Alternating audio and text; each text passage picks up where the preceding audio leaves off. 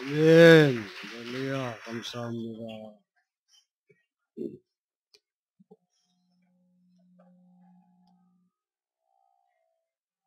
여러분 사랑합니다. 우리 함께 사랑합니다.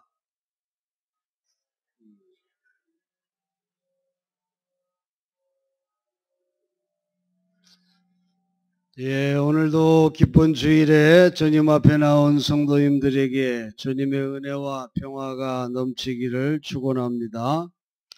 성도님들의 기도로 지방 선교여행 건강하게 잘 다녀왔습니다. 러시아 모스크바는 날씨도 음침하고 도시는 아주 소박하면서도 무게 있는 그런 도시였습니다. 또 조지아와 아르메니아는 아주 청명한 하늘과 깨끗한 자연 경관이 마음을 환하게 해주었습니다. 기독교 국가인 조지아와 아르메니아는 98% 전 국민이 기독교인이라고 할 정도로 기독교 국가입니다. 주변국의 핍박에도 기독교를 국교로 지켜온 그런 나라들이죠.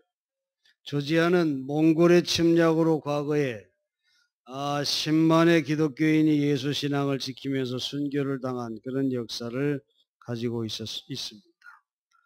조지아 수도인 트빌리시에 있는 순교의 다리, 그것이 제게 아주 감동적이었습니다.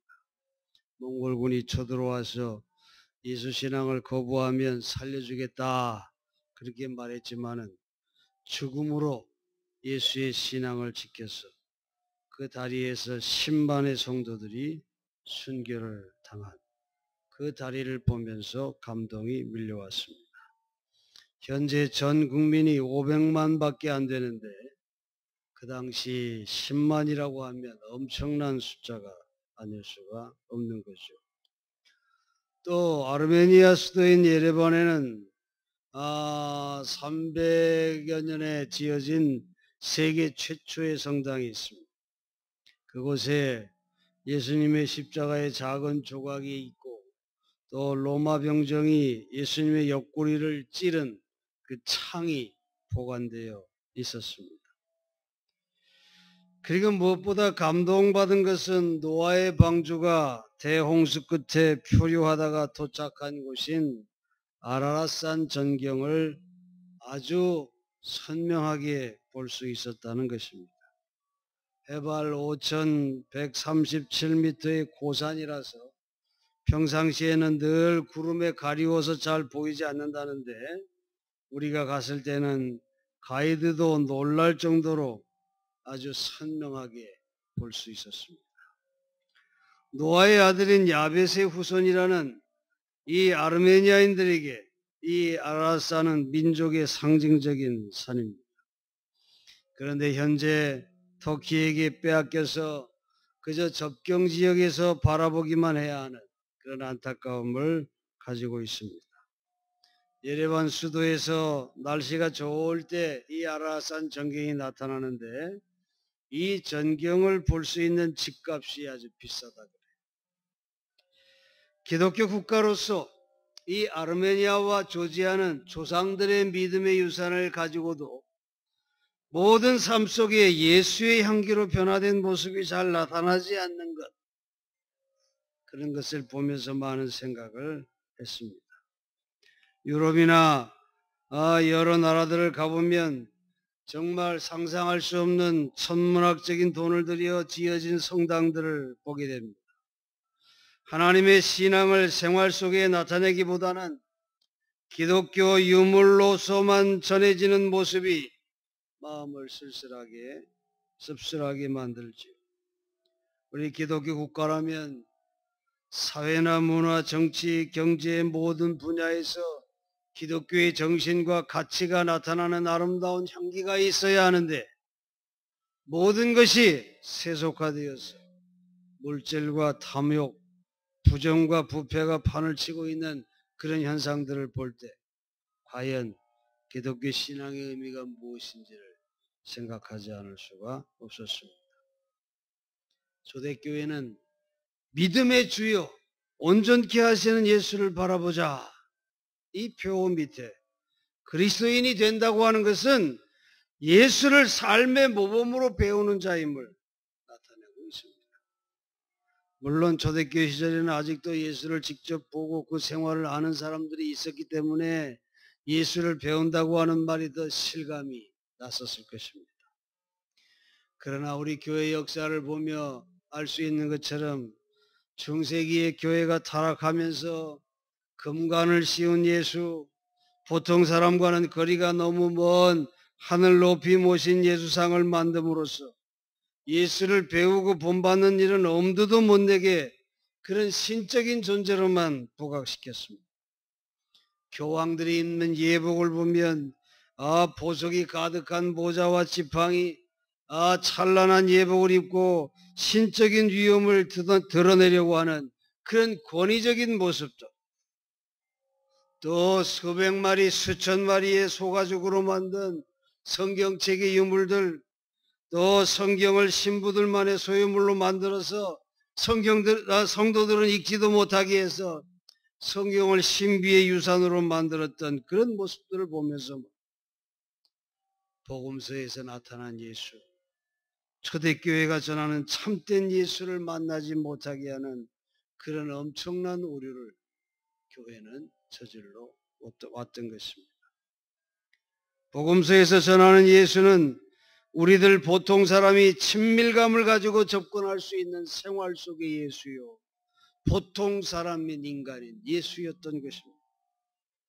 초대교회의 증언 중에서 가장 충격적인 것이 고린도후서 5장 21절 말씀인데, 거기에 보면 하나님이 죄를 알지 못하신 자로 우리를 대신하여 죄를 삼으신 것은 우리로 하여금 저희 안에서 하나님의 의가 되게 하려 하심이라 그랬습니다.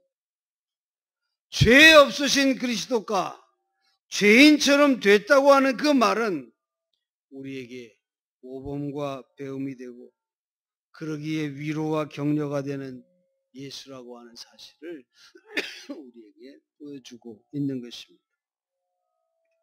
오늘 본문에 보통 사람 예수의 모습은 한 서기관과의 대화에서 강하게 나타나고 있죠. 서기관이란 모세의 경전인 토라를 베껴서 후세에 남기며 그것을 백성에게 가르치기도 하는 그런 제한된 인원의 학자였습니다. 그가 예수를 몹시 존경하게 됐습니다. 그래서 예수에게 말합니다. 선생님, 어디로 가시든지 내가 그리로 따라가겠습니다. 이렇게 열정적으로 말해요. 이때 예수께서 여우도 굴이 있고 공중의 새도 깃들일 곳이 있으되 인자는 머리 둘 곳이 없도다. 그렇게 대답을 합니다.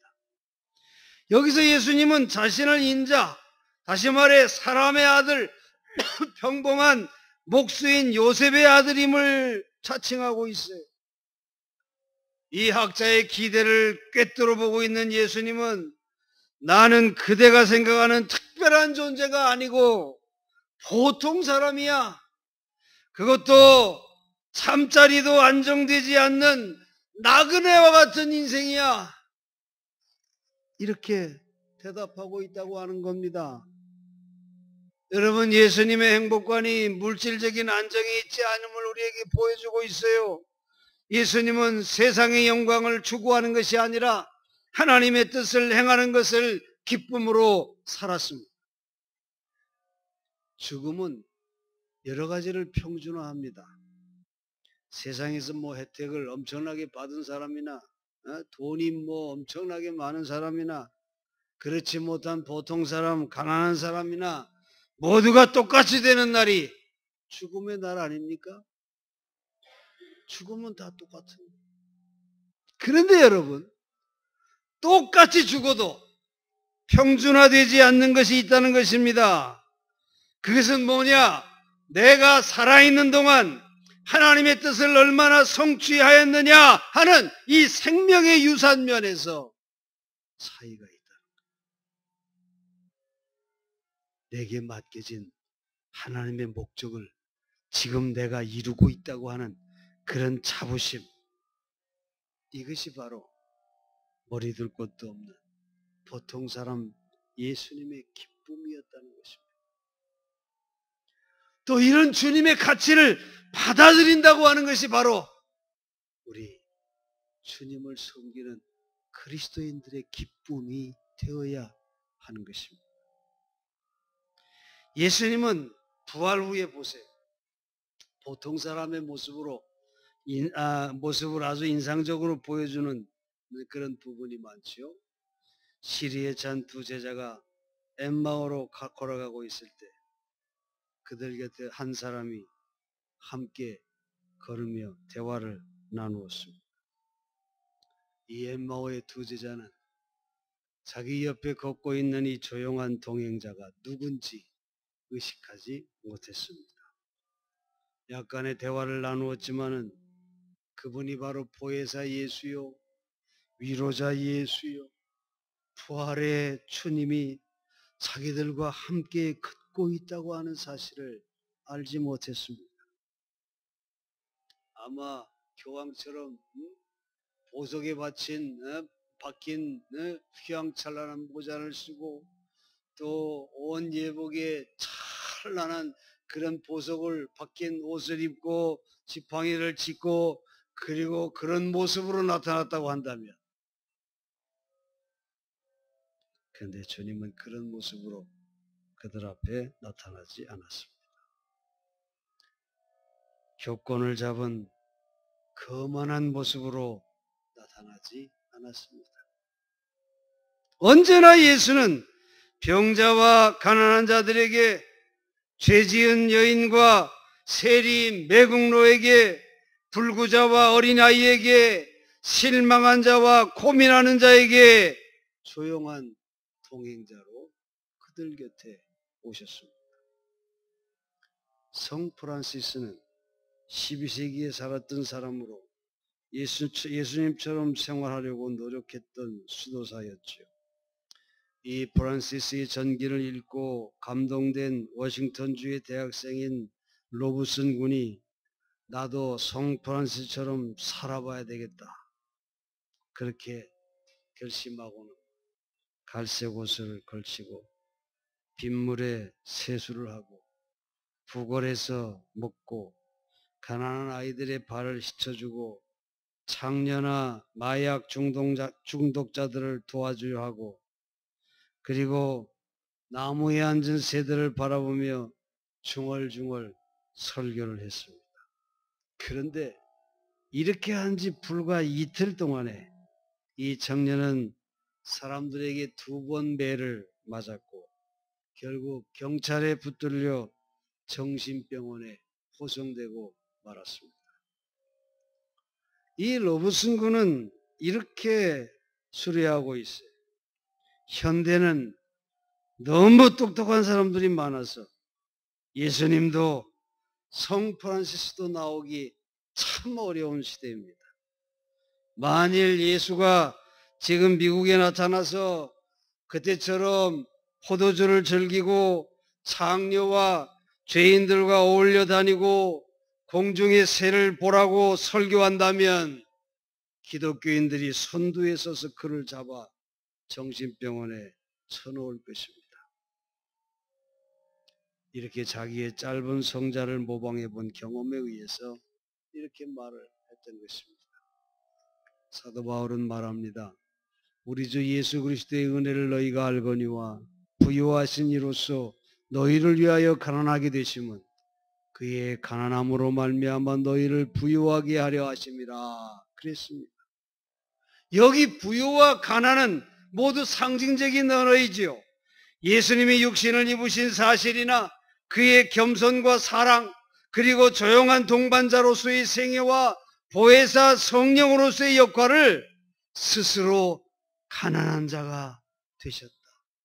자기를 낮추시고 우리와 같이 되셨다.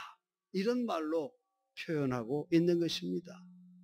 누구든지 예수를 본받아 스스로 가난해질 때 보통 사람 예수를 바라보며 나도 이웃을 향한 조용한 동반자가 될 때 그는 참으로 부유한 자의 생애가 실현된다고 성경은 우리에게 말해주는 것입니다. 바울은 예수를 본받기 위하여 가장 단순한 한마디를 발견합니다. 그것은 예수를 위하여 어리석은 자가 되는 것입니다. 고린도후서 11장과 12장은 거기에 대한 바로 해설이 기록되어 있어요. 바울은 어떤 사람입니까? 저가 정말 인간적인 자랑이나 가문의 자랑이나 지식의 경쟁을 한다고 하면 결코 남에게 뒤떨어지지 않는 그런 자가 바로 바울이었습니다. 그러나 그는 이렇게 선언합니다. 원컨대 너희는 나의 좀 어리석은 것을 용납하라. 그렇게 말합니다. 왜 내가 스스로 어리석은 자가 되었는지 이해해 보라는 거죠. 그리고 너희도 예수를 위하여 어리석어지라. 그런 권고를 하고 있는 것입니다. 예수님이 뭐라 하셨어요? 마음이 가난한 자는 복이 있나니 천국이 저희 것입니다. 그렇게 말했잖아요. 현대인의 똑똑함을 풍자하는 우화가 있습니다. 아마 여러분들 들어보셨을 겁니다. 조종사와 우주과학자와 보이스카우트 소년과 신부가 이 4사람이 타고 가던 비행기가 엔진 고장이 났습니다. 조종사가 말합니다. 불행하게도 낙하산은 셋뿐입니다. 나는 예쁜 아내와 첫돌을 맞는 아들이 있으니 살아야겠습니다. 하고 낙하산 하나를 짊어지고 뛰어내렸습니다. 우주과학자가 말합니다. 나는 현재 지구에 살아있는 인간 중 가장 똑똑한 사람이요. 내가 죽으면 세계 발전에 지장이 있고 많은 인류의 손해가 되므로 살아야겠소. 하며 2번째 낙하산을 짊어지고 뛰어내립니다. 신부가 보이스카우트 소년에게 말하죠. 얘야, 남은 하나는 내가 써라. 나는 살 만큼 산 인간이 죽으면 어떠냐. 이때 소년이 웃으면서 말하지요. 뭐라고 말해요? 신부님, 우리 둘 다 살 수 있어요. 지구에서 제일 똑똑하다고 말한 그 우주 과학자가 짊어지고 뛰어내린 것이 낙하산이 아니라 제 보이스카우트 배낭이었어요.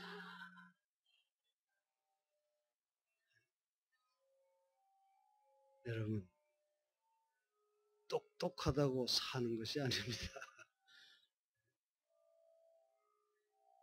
살고 죽는 것은 누구에게 있어요? 하나님께 있는 것입니다. 아마 김영진 목사 같았으면 어떻게 했을 것 같아요? 네? 저도 당연히 양보했습니다. 예전에 어느 선교단체가 선교여행 갔다가 IS에게 붙들려서 거기 목사가 처형당하는 그런 일들이 있었죠. 그걸 보면서 저도 그런 생각을 했어요. 내가 만약 우리 교인들하고 같이 선교여행을 가서 저런 일을 당하면 나는 어떻게 할까? 그런 생각을 해본 적이 있어요. 그래, 당연히 내가 먼저 나가서 나를 처단하고 이 교우들을 살려주시오. 그렇게 해야 되지 않겠나. 그런 생각을 해본 적이 있어요. 저는 그 비행기를 타거나 배를 타거나 또 그럴 때 비행기가 막 흔들리고 또 그런 그 좀 위험한 그런 상황이 와도 별로 죽음에 대해서 걱정을 하지 않습니다.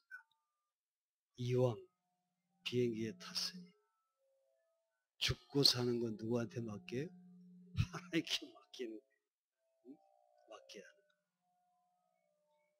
거예요. 여러분, 우리 노건사님들 또 우리 성도님 모두 죽고 사는 건 누구한테 맡겨요? 하나님께 맡기시고 죽음을 두려워하지 마세요. 죽어야 할 상황, 하나님께 가야 할 상황이면 가는 것입니다.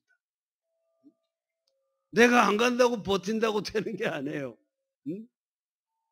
그런 마음을 가지고 오늘 내게 생명 주심을 기뻐하고 감사하고 최선을 다하며 사는 것, 그게 제일 중요한 거예요.